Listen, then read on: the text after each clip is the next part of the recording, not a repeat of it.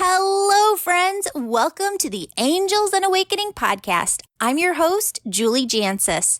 If you love this podcast, please be our angel. Ask a friend to listen, subscribe, rate us 5 stars, leave a positive review, and share a screenshot of this podcast on your Facebook or Instagram stories. So, my dad passed away in 2015. We weren't talking, and it took a month for his family to track me down. Before I ever knew he was gone, I started hearing from him in heaven. It consumed me. How is communication with the other side even possible? I left my corporate gig, studied with spiritual teachers on every coast, and worked with my angels to figure out the answers. Today, my mission is teaching you how to raise your vibration, shift your thoughts, trust your intuition, develop your unique spiritual gifts, and connect with your loved ones and angels on the other side. Friends, when you have these tools, life really does become heaven on earth. Hello, beautiful souls. Welcome back to the Angels and Awakening podcast. I'm your host and author, Julie Jancius. And friends, today we're here with the author of Walking with Your Spirit Totem Animals, Shawn Leonard. Welcome back to the show, or actually, welcome to the show for the first time. We've met before, though, at a conference a couple years ago. Welcome to the show, Shawn. Yeah. Where did we meet? Was it in Arizona? Nope, Tampa.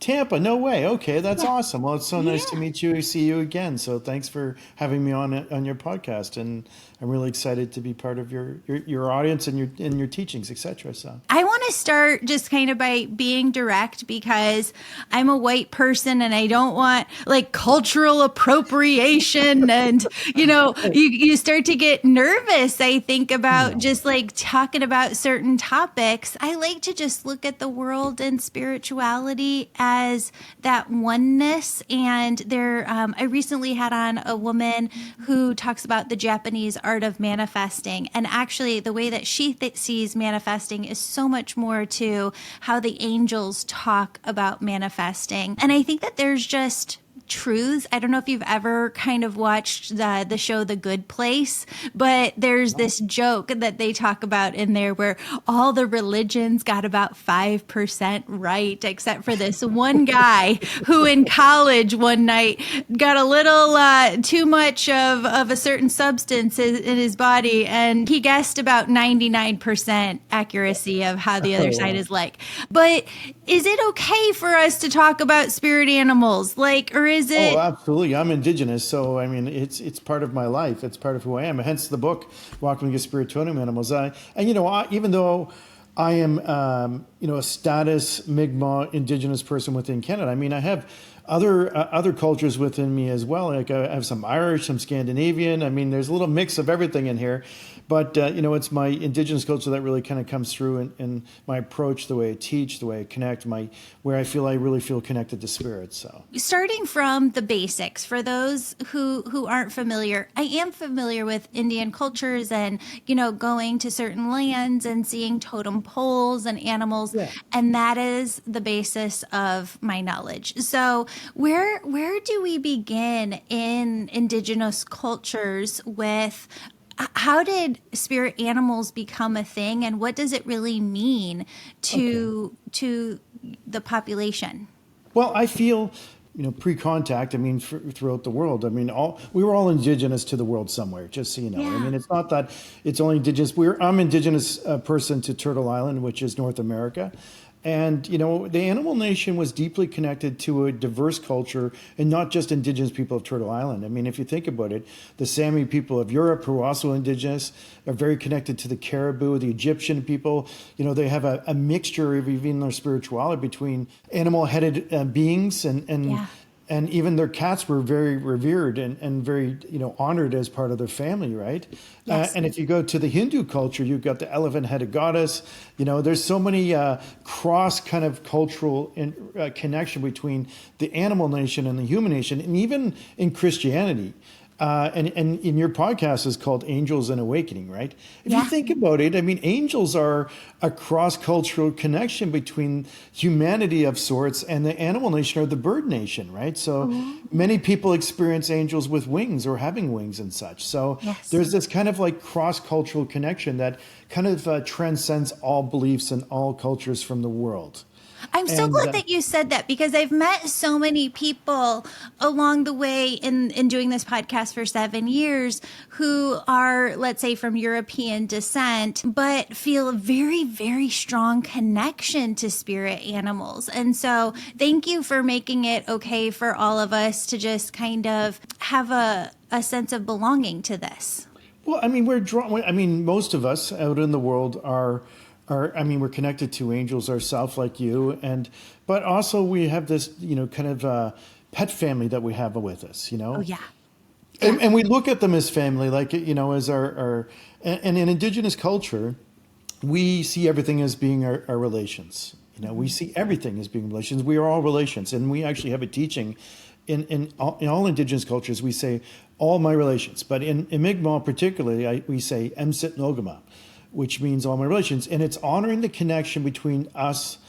Grandfather, sun, grandmother, moon, mother, earth, the water nation animals and creatures that swim within the water, the land creatures that crawl upon Mother Earth, and the mineral nation and the insect nation that crawl within Mother Earth. There's a connection between us all. And even we have a diverse ecosystem within the world, and without one, we could not survive.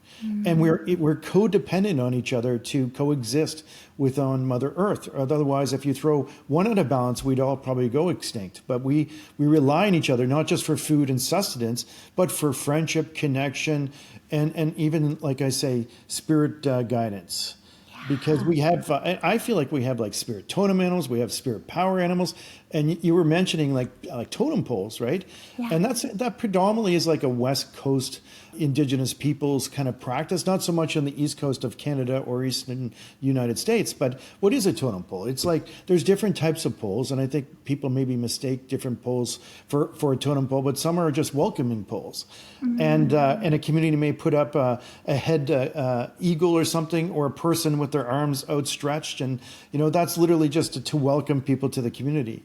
But there are totem poles in relation to telling stories on the cedar tree that which they were carved, and there may be a story about the bear, the eagle, and the wolf, etc., and how how they came together at a certain time, and also connects to people's like what you would call their clans, because for me as a Mi'kmaq person, I'm from the Bear Clan.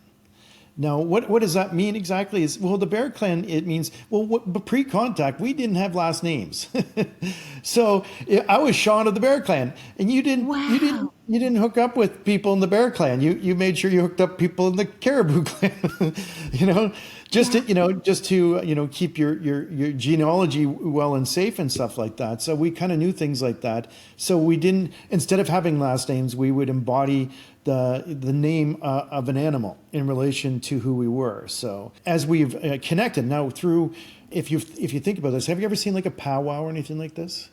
Yeah. Yeah. Yeah, In absolutely. movies. Yeah, Yeah. absolutely. I mean, if you get a chance, you should go attend one. They're amazing. Yeah. Spiritual gatherings of people, performing and practicing ceremony through song and dance. And it's an amazing thing to be part of. And if you ever watch a powwow, in a Mi'kmaq, we say Maui, which means a gathering, that you embody the people who are dancing or in the celebration are out there embodying maybe the wolf, the bear, or the prairie chicken, etc. And they're doing dances to replicate and kind of unify you in the spirit of that animal in some sense in that celebration. So it's really a big part of our culture, but not just, like I said, North American Turtle Island. It transcends, all cultures throughout the whole world. I'm so grateful to those who keep this show going through your support. Get 3 certifications in one and start your own business when you take the Angel Reiki School online or in person. You get both for the price of one when you register. The Angel Reiki School is in person this November and January. My angel membership gives you the ability to work with your personal angels and your heavenly loved ones every day to hear your own angel messages. Sign up for the annual option today and receive a free 1-hour reading with me to feel closer than ever to your angels. I'm doing readings again out of my house and on Zoom. It's $144 for a half an hour reading or $288 for an hour. Or book me to do your readings at your next party worldwide. The Angel Reiki School membership, readings, and parties are all booked online at theangelmedium.com. That's angelmedium.com. Thank you again for supporting my work and the work of the angels. Now, let's get back to the show. So, where do you begin in starting to find what your spirit animal is? Yeah. Well, I think maybe most of us have some type of inkling, that maybe there's a certain animal that you felt drawn to throughout your life. And, we're all connected. We're all one. And in my book, Walking with Your Spirit Totem Animals, I talk about the medicine wheel. Have you heard of the medicine wheel before? No. Well, the medicine wheel is an indigenous teaching tool, and there's different teachings upon the wheel itself. And there's 4 directions, right? But there's also 4 stages of life on the wheel. And it's a wheel and it has different colors. And on the wheel, you have the eastern direction, which is represented by the color yellow, right? But it also represents the Asian people of the world, But also we have the southern direction, which represents, the indigenous or Indian people of the world, reddish, kind of brownish color. And then if you go to the west where the sun sets, that's where it's darker, and we have black people within the world, right? But also, if you go north, we have the Great White North, predominantly most of Canada, I guess, and you have the Caucasian, the whitish people, right? But all together, we make one circle, right? And without each individual part of us, we couldn't be whole. And with each direction, in the teaching, we talk about stages of life that we all go through. So infancy, youth, adulthood, to becoming elders, right? But I feel, and this is something I teach in my book, is that at different stages of our life, depending on what you're going through, what you're facing, maybe when you were in your infancy stage of life, there was probably at least 1 or 2 animals that were connected to you, whether you were conscious of it or not. It could be they were drawn to squirrels or rabbits or turtles or something, and you really felt drawn or connected to it. And this was like a family pet or something that you saw out in the zoo or out in nature and just felt very connected to, and maybe didn't really know why. Mm-hmm. And then as you matured, maybe those animals would change, like from the youth part of your life to the adult stage to the elder stage of life. Yeah. And I'm not quite there yet, but I'm almost there. I'm 53. And in indigenous culture, when you become 55, you could be then respected as an elder in your community. But I feel all of us, just independently, whether you're indigenous or not, I feel like there's different animals that guide us, protect us, watch over us, or help us, just like angels do. Yeah. And I think there's this kind of again, I think angels represent that cross-cultural connection between the animal and bird nation and humanity, and how they kind of help and support us and protect us and keep us safe. But I've had some really profound dreams, that really certain things have revealed themselves to me. And I'll tell you about one of the dreams. Okay? I love it. Yes. My indigenous name is White Eagle Spirit Talker. And when I was given that name, the summer that I was given the name, I was in Newfoundland near my indigenous community where my mom was growing up and such. And I walked across the beach. And when I was walking across the beaches there in a very remote area, I found 3 white-tailed eagle feathers. Wow. And I didn't tell the elder. And then I came home and we went into ceremony. And then he said, okay, Shawn, and he went in a kind of a trance. And he says, Shawn, from now on, your indigenous name is meant to be White Eagle Spirit Talker. And I told him about finding the eagle feather. So there's a synchronicity there, right? Mm-hmm. And since then, other people have gifted me, aspects of the eagle to carry with me as medicine or spiritual medicine, so that I can use that medicine in life to help people heal or be well or find balance in life. But sometimes they present themselves to you. Mm-hmm. And this one, it has to do with a polar bear. Oh my gosh, I was going to talk about a polar bear because those are the two animals that I feel so connected to are lions and polar bears. Well, there you go. So you probably have a very deep connection to those animals as spirit totems, right? Yeah, I went to the Lincoln Park Zoo when I was in my 20s, and I saw a polar bear up close. And I don't remember ever seeing a polar bear before then, which is odd. But the magnitude of when you get up close to them and just how enormous. And he came up so close to the edge of the glass, and he got right up next to me. And I feel like he put his hand out, and I put my hand out, and it was just massive compared to my hand, but I felt it so deeply in my heart. So I can't wait to hear what you have to say about polar bears. Well, you're going to love those because I had this dream, and I do really feel like those are one of your totems. Absolutely. I feel they're one of your totems that help a God. You can always call upon, especially when you go through tough times of life that, that you're struggling, because they had to endure, and they still have to endure a lot through survival in the environment from which they're surrounded by, right? So they're strong, probably one of the largest land mammal walking creatures there are, other than elephants and other things, but they're definitely right up there. And they have an enormous amount of spiritual medicine that they can help you with, because nobody in the spirit world is, nobody's eating anybody or chasing anybody or anything like that. That's more of an earth kind of primal survival thing that we have to do here in relation to kind of survive in different ways, right? But in the spirit world, we're all one, we're all connected, we're all spirit, right? And we're all each here having a human experience or an animal experience or a plant experience, etc. But in my dream, I was in this field, and in this field, it was like I was surrounded by the forest, and I saw these 7 shadows coming out of the woods, and I didn't know who they were, and I felt that they wanted to do me some type of harm. So I was running through this field as fast as I could because I wanted to get away from them. I didn't know who they were. I just knew that they were people. So I started running towards the trees on the other side of the field. And out of the field, 7 polar bears came out of the woods. And I thought, how odd is this? Well, because polar bears don't even live in the forest anyway. Yeah. And I'm thinking, my God, now I only have to outrun these 7 shadows of people, but I have to run 7 polar bears. And I'm like, I'm done for it, right?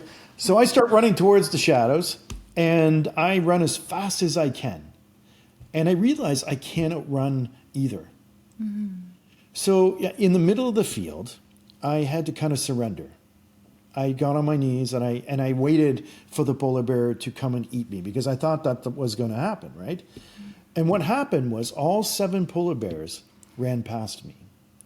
And all the shadows that were there to kind of do me some type of harm that I did not know about at the time, all of the polar bears would jump on a shadow and they would just disintegrate. They would just kind of disappear energetically. Mm-hmm. And then the polar bears turned around and they looked at me. And then they merged into one bear. And then and it was like he was imparting wisdom, just like your polar bear was imparting wisdom to you. Yeah. And I woke up going, oh my God, the polar bear wasn't there to hurt me. The polar bear was there to help and protect me and keep me safe. Wow. So I prayed, we have ceremonies. I made an offering and I prayed to the great white bear, Wabak Moon. I said, great white bear, if you're meant to be with me and I'm meant to carry your medicine in life, then I would like to have something that connects me and you energetically, in a physical sense. And so I said, I would like to have one of your claws. I don't know how it's going to come to me, but I would like to receive a claw. And then I put that out there. And several months had gone by. And, eventually I was kind of thinking, well, maybe I should go on eBay and buy myself a gold-plated claw or something like that. And then of course, the voice of reason, my wife, goes, that's not what you asked for. Yeah, yeah. Right? And she's right. And, and I even heard my ancestors, my spirit people say, that's not what you asked for. So I said, okay, I'll wait. And then another bit of time went by and I got a package in the mail. And it was from a lady from Newfoundland in Canada, a province of Newfoundland. And her name was Barbara Kent Bishop. Mm-hmm. And she sent me a little note, and I opened the note first. And she goes, I was just in northern Labrador, and I met with some Inuk elders there. And the elder, that I went to his home, and he, in ceremony, gifted me 2 polar bear claws. And he said, Barbara, this one is for you. But he said, there's another person that is meant to carry this other one, and you'll know who this is meant to go to. Wow. So she went home and she said, well, I didn't really have to think about it too long. As soon as I got home, I thought I should send this to Shawn. So I opened the box, and this is the claw. So I carry that claw. Wow. Yeah, so I carry that claw as a reminder of my sacred connection between me and the great white bear. Yeah. And I come from the Bear Nation in my culture as my totem, etc. But now I feel very connected. Now this is where it gets really cool.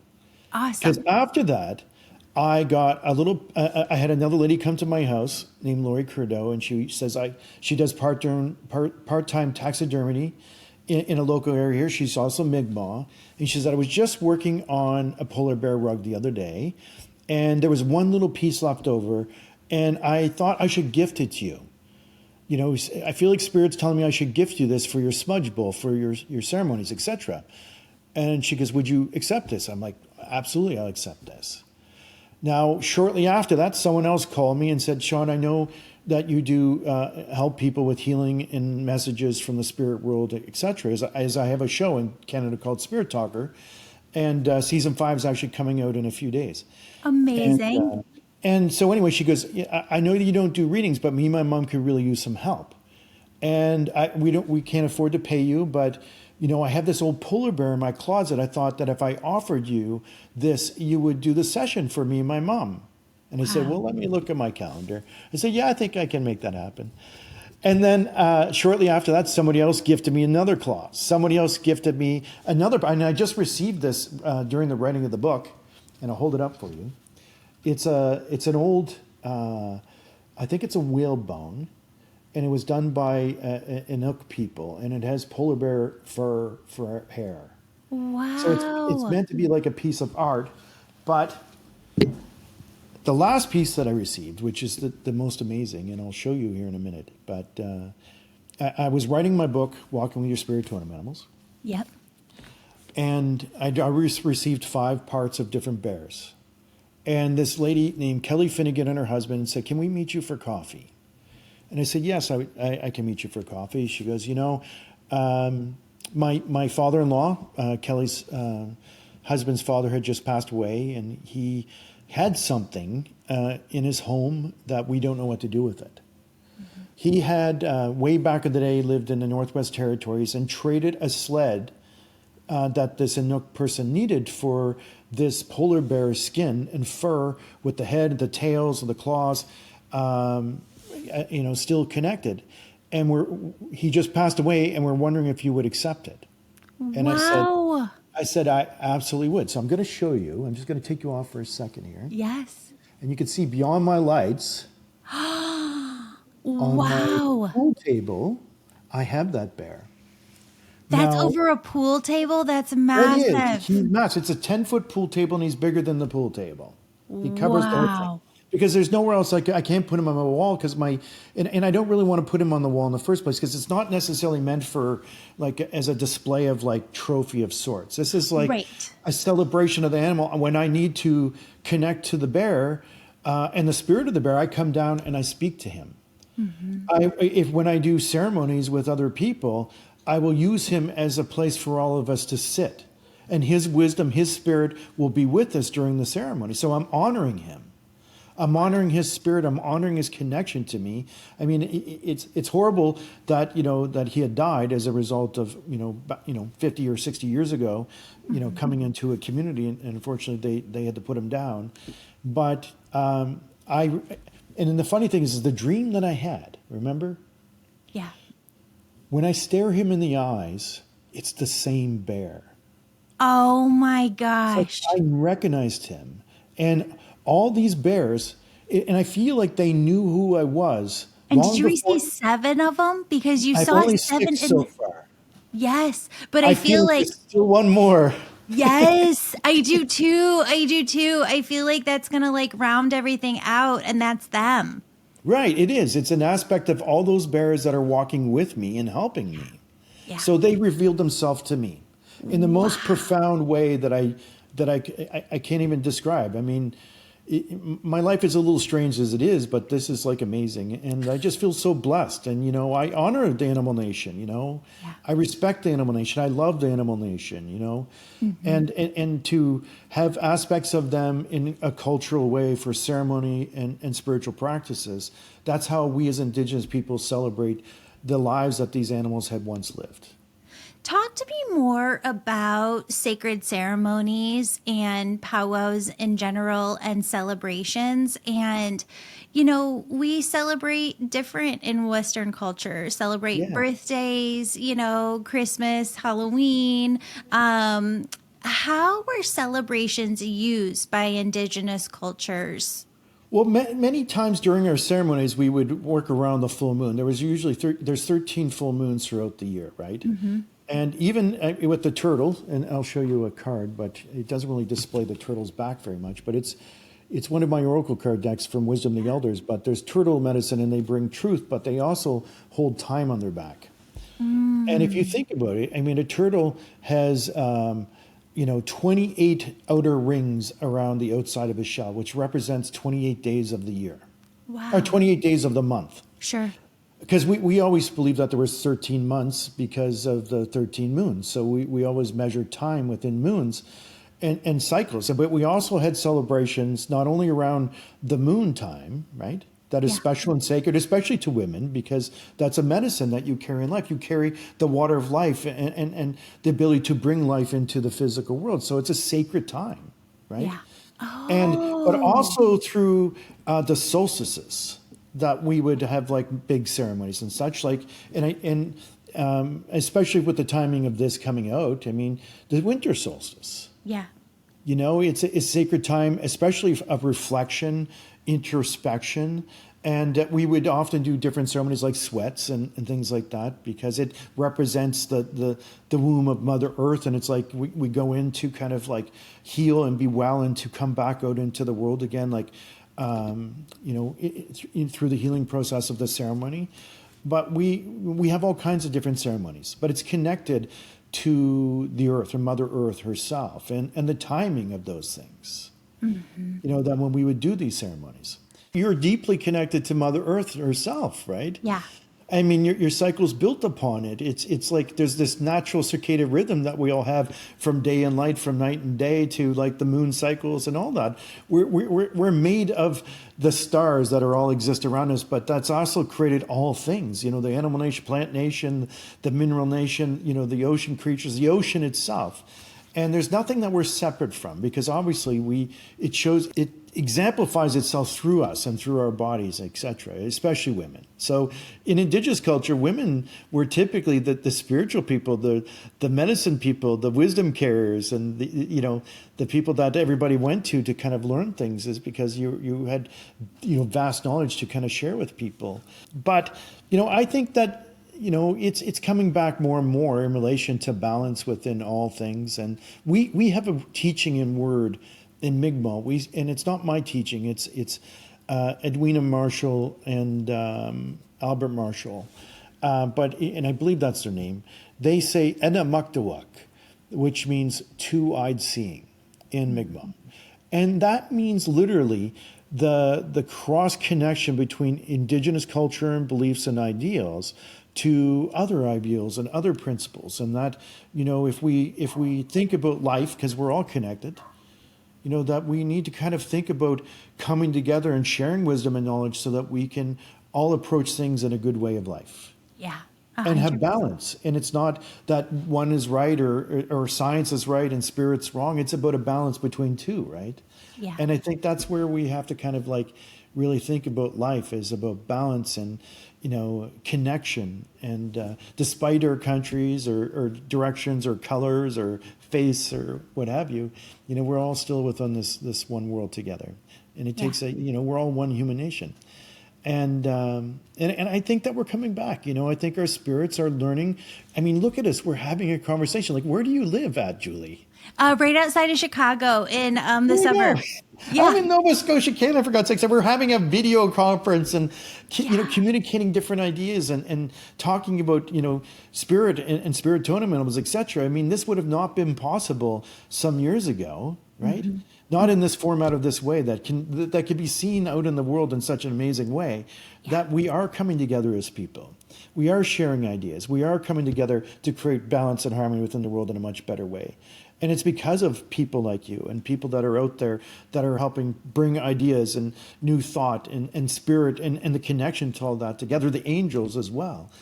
And, I think it's amazing. So I'm really grateful that even though we think that you would like to have these things, they are in the process of becoming all that now in such a short time, because I remember when I was so young, we didn't have video conferencing. I had a VIC-20, I remember, as my first computer, for God's sake, Commodore VIC-20. Now look at us, we're streaming and we have like desktops, laptops, and computers in our freaking hand now. So it's amazing how far we're coming so fast. And I think our spirit is catching up, and people are watching shows like yours, Julie, because they're looking for a greater truth. They're looking for more meaning and purpose and connection to all things. And, so I think that's really amazing. Where do you start understanding the energy behind your spirit animal? I know that you've got a number of books, so maybe that's in one book versus the others. Because I see what you were saying earlier, where that animal kind of shifts over time. I really felt this very strong connection when the movie The Lion King came out. It wasn't just the movie itself. It was like, oh my gosh, I want to own a baby. I just felt so connected to the lion animals, and then the polar bears. And then as I've kind of come into spirituality, I've always had an affinity in my heart for Egypt, the pyramids, Egyptian culture. And it's interesting because you mentioned cats, but I don't feel that affinity towards cats. I really feel it. Nothing wrong with cats, Absolutely. Some people are dog people, some people are cat people, some people are turtle people. Yeah. But when you look at Isis, the goddess, and just the wings that come out from her, I just feel totally connected, like from a past life, to that energy. Absolutely. I mean, I feel like we've all lived many lifetimes in many cultures, in many forms, in many ways, many sexes, I'm sure. And I feel like that's just part of the greater sense of who we are. And I feel like, again, what you're saying, I mean, I know I've had a past life in Egypt, and I feel very connected to that culture as well. And I like cats, but I don't super love cats. But although I do have a few stories in my book about cats that have been really important in my life that I love amazingly, and that have made their journey home to the spirit world. But I know they're still with me. But in regards to Egypt and Isis and the sun god Ra, etc., and all that, it's like there's this connection between light, source, humanity, and animal, and it's still like a blending of things. And we see all animals as our ancestors. We see Earth as our ancestor, right? We look at the rocks and we say those are our grandfather rocks, because they've come before us, right? So we would see the animal nation very similar, because I mean we as humanity have evolved here ourselves in certain ways, right? But the animals are continuing to evolve. There's a lot of animals that don't even exist in the world anymore. And one of those animals that indigenous people deeply connected to is like Sasquatch or Sasquatch, or Sabe, and we actually even have a teaching around him about, because, what medicine could he exemplify is honesty. Is because he has to accept himself the way he is. And it's a medicine that he teaches people because he's so different, right? He's so different from maybe all the other creatures in the forest or all humanity, although there's some connection between the two, right? And, he has to accept himself and be honest with who he is in life and approach life from that space. And that's the medicine that he has to offer people. So some people are very drawn to even Sasquatch in life, and maybe don't know why. And I actually, in my filming of Spirit Talker, I think it was season 4, I went to a community in Western British Columbia in Canada, and I met with some elders and people, because filming different episodes of my TV show, I get to go to different indigenous communities. And I went to this community called St'alis, which their whole emblem for their community is Sasquatch. And when I met their people there, and they took me for a little tour around the community, they have a place called the Sasquatch Trail, and they actually have some cave art or rock art or pictographs that predate connection to any European people that have connections to Sabe or Bigfoot. So it's a creature that, a land creature, earth creature that has existed upon Mother Earth at one point. Does it exist now? I feel maybe sometimes people catch glimpses of them, but we all see spirit in different ways too, right? Right. Some people see an angel, and they feel guided or protected, and other people may see a polar bear and also feel guided and protected. But I also feel Sasquatch shows up for some people sometimes. Interesting. There's also a story by the people in Mount Everest that hike Mount Everest of a similar being that's seen. Yeah. Yeah, Yeti, the Yeti. Yeti, yeah, because that's kind of like an Asian version of like Sasquatch in itself. I mean, Yeah. if you think about it, within the world, we have different colors of people within the world, right? What's to think there's different colors or spectrums of like even that animal itself in the world, right? They're similar. They Yeah. maybe have different color fur, but they're very similar in different environments, right? Yeah. So I feel like there's a connection. I feel like they have been on Earth at some point, and I feel like just as we as spirit people, sometimes we may appear to people, right? Like your mom or your grandma might appear to you in a dream, or you may see them walk in a room and you feel this like connection of love from them. Sometimes I feel like those ancient creatures like Sasquatch or Yeti, might be seen within the world. They're never going to catch him because I feel like he's kind of interdimensional. He's kind of in between this world and the other. And I feel like they show up sometimes. But I still, just like all spirit people, our ancestors, the angels, our guides, etc. on the other side, they show up sometimes to help us. And I don't think it's strange for any other creature to show up too sometimes. We all come from the one source, the source of creator. Yep. And we all fall upon that same energy, and, I think we just have different ways of seeing things, but I think that, within the world with their beliefs, but that's okay. We're starting to kind of see bigger than what we've seen before in relation to all things like this. I feel like when I get into oneness and connect with the angels, I don't feel really inside my body, like my body encapsulates me anymore. I just feel my energy very expansive in all directions. But I'm just wondering, when you get into a form of like oneness with nature, does it feel the same where you just feel your energy flowing more outside of your body in all things? Or what does oneness in nature feel like to you? Well, I have my own sacred space that I have just on my property, and there's a little trail that goes through my property, and sometimes I go there and sit. And actually, I just did a video on my Facebook and my Instagram, and I did the box opening for my book, Walking with Spirit Totem Animals, there, because it's a sacred space to me.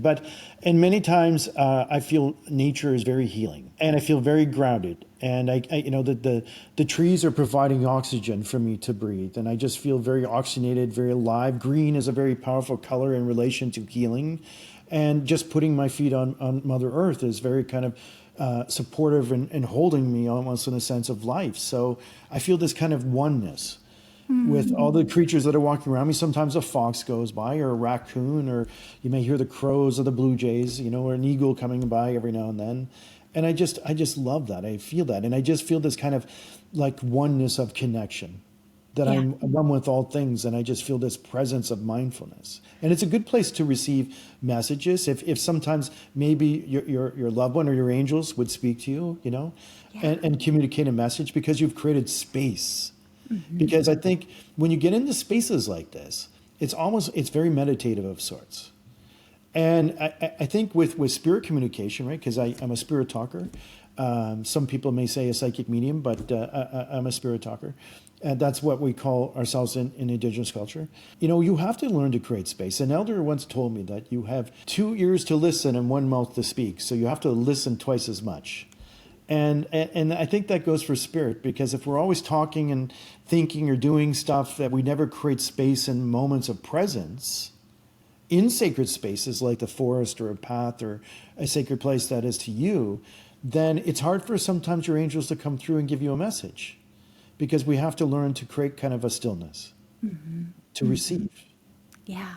Because, speaking a prayer or putting your words through ceremony out is like something that you're putting out into the world. But when you listen and create stillness and peace, then you're creating space to receive things from spirit. When you talk about that and how you talk about Mother Earth supporting you, I feel like that's so much more how we walk around in the physical place of heaven on the other side. I think there's multiple different realms of heaven, but I do think Absolutely. that there's a more physical space and we feel more that heldness all the time. I was wondering if you could show us how you bring through messages in your way. If you have any messages for me. Sure. I mean, is your mom in past? Yes or no? No, Well, then you but have my a grandmom grandma, that's passed because I and feel she was it's like my mom. right because I feel like she's a mom figure for you. Yeah. For whatever reason, and I don't know why, but I'm smelling burning matches, and I don't know why. So Yeah. why would I smell burning matches? You know what? I just saged the house the other day, and Ooh. my husband and my daughter don't like the sage that I bought. They like a different incense. I feel like that she's with you with your ceremonies when you're doing the cleansing or clearing and things like that. And that's what she wants you to know, that she's kind of like working with you and such. I feel like, did you get to see her before you passed, but you weren't there when she passed?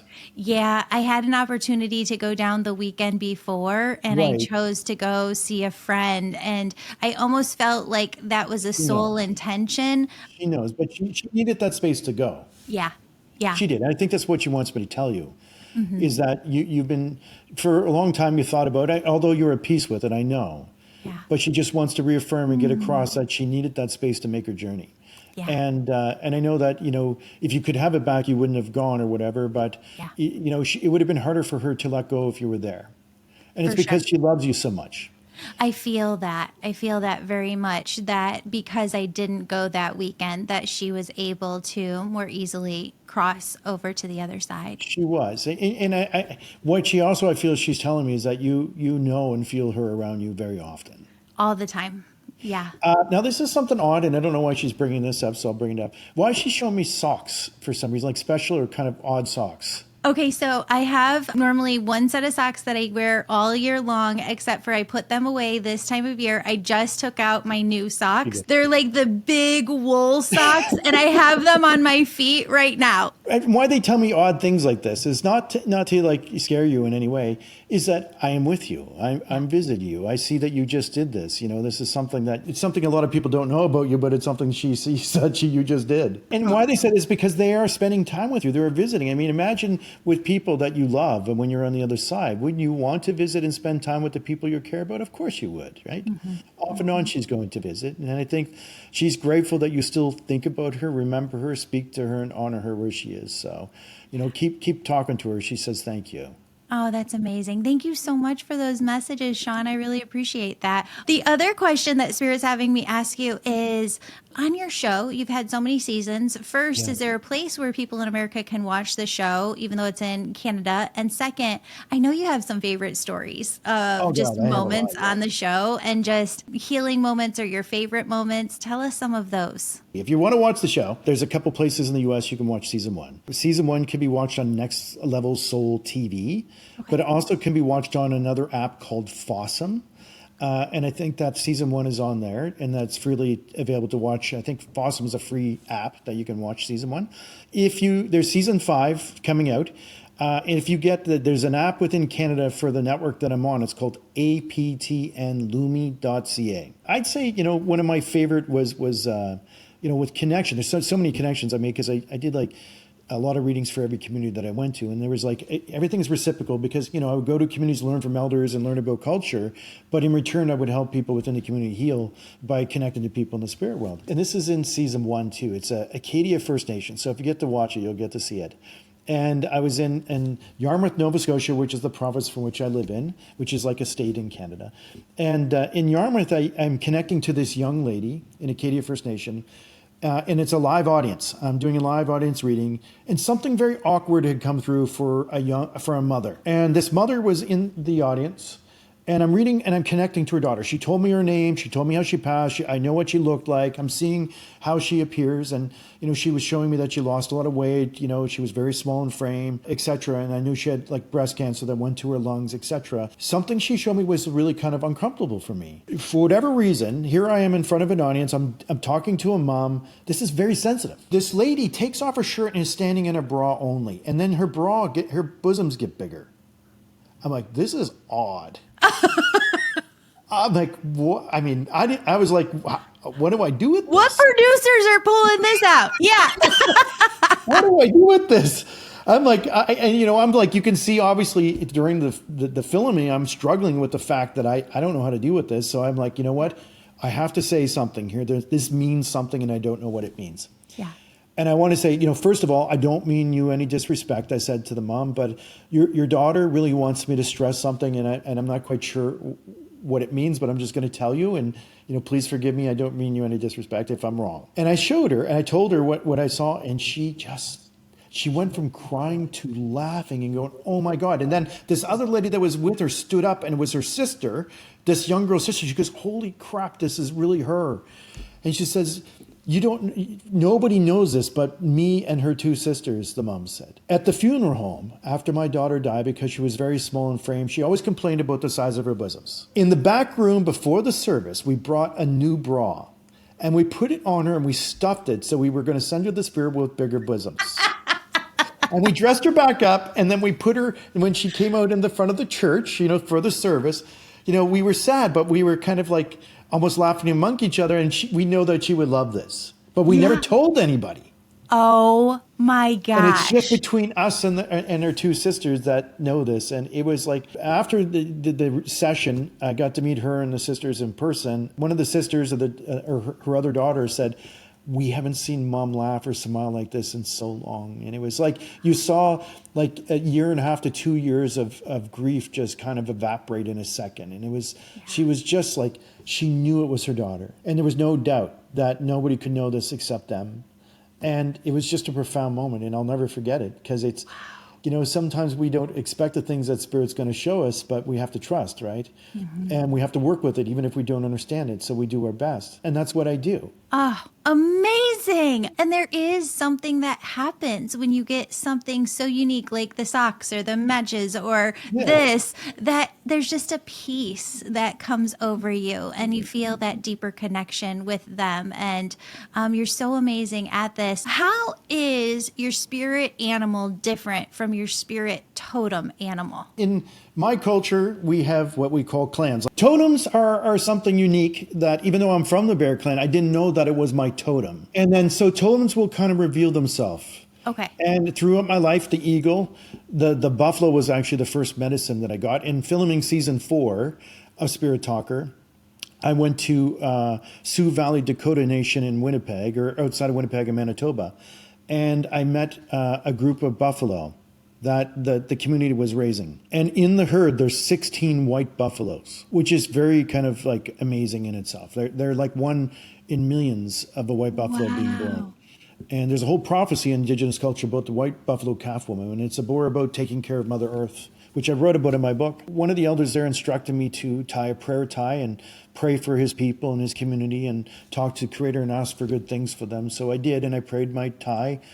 And one of the buffaloes, the white buffaloes, come and stood and stared me in the eye. And then he come and put his head on my prayer tie. And I knew he was like infusing wisdom with me, and I knew that he was hearing my prayer. And from that moment, I felt this intense connection to the white buffalo. And I knew that was also one of my totems.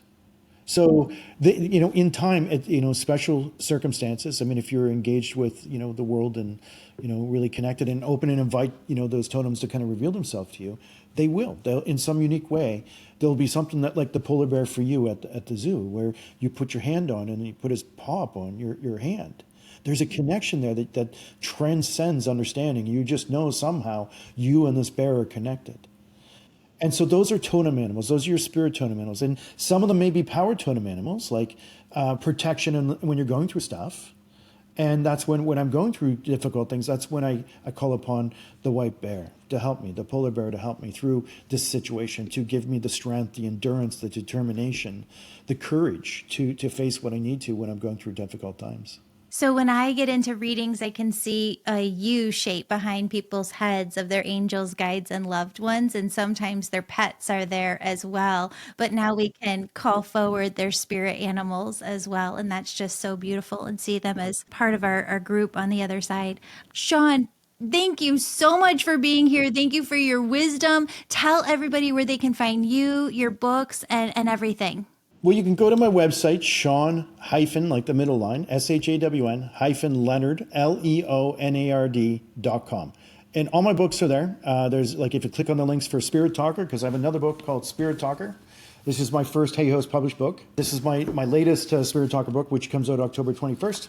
And I also have a Wisdom of the Elders Oracle card deck, which has a lot of animal medicines and connections. The 7 grandfather teachings are in here in relation to the animals that I spoke about and such.